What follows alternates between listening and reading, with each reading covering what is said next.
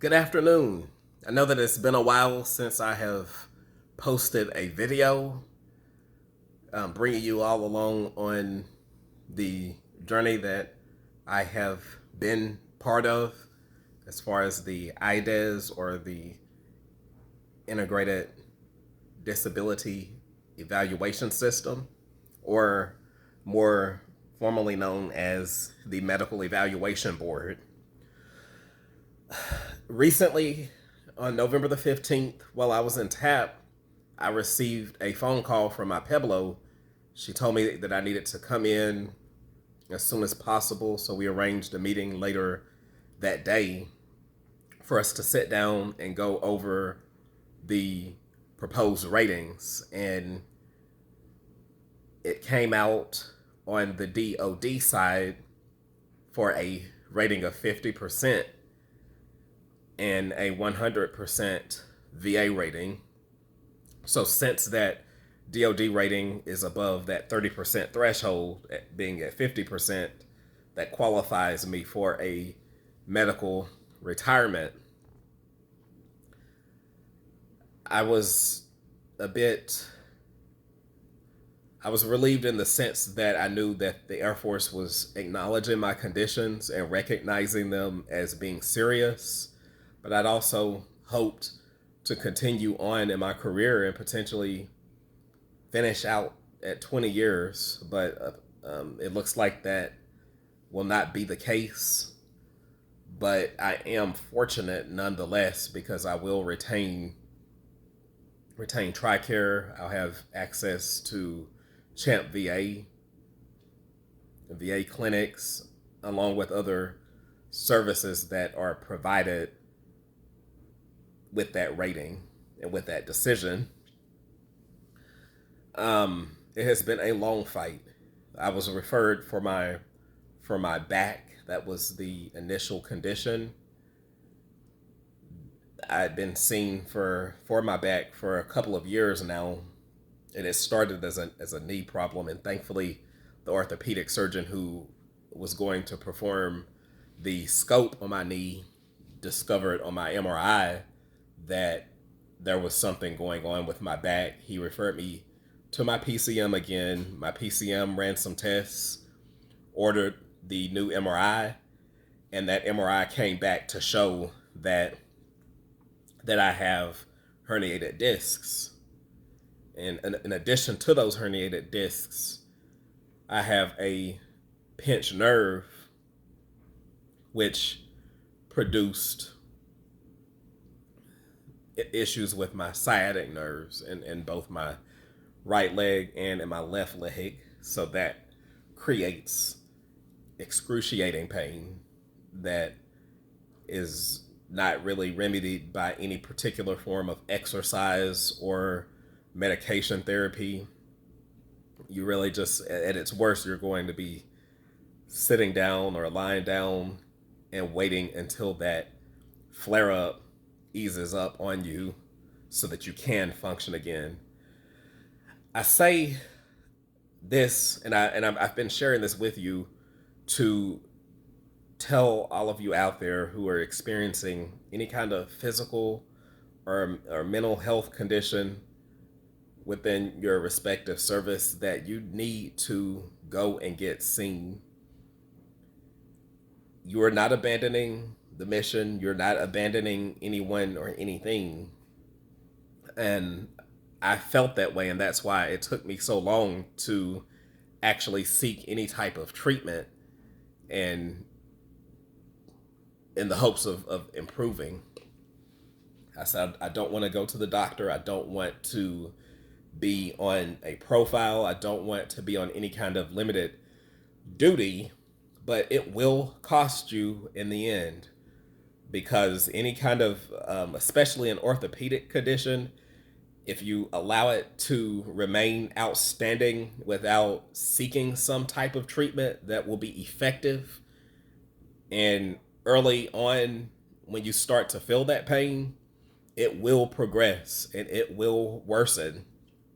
And if you separate from service or you are not allowed to return to service for whatever reason and you do not have this in your records, getting that service connection is going to be almost an insurmountable hurdle.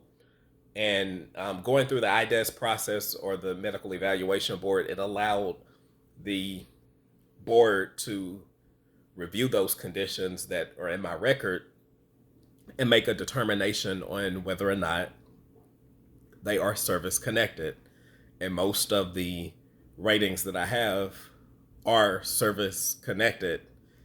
So when you're going through things, when you are having those physical challenges, that is not the time to play Mr. or Miss Tough, because just know and understand that within a matter of potentially days, weeks, months, or even years, that condition, it will not simply go away on its own.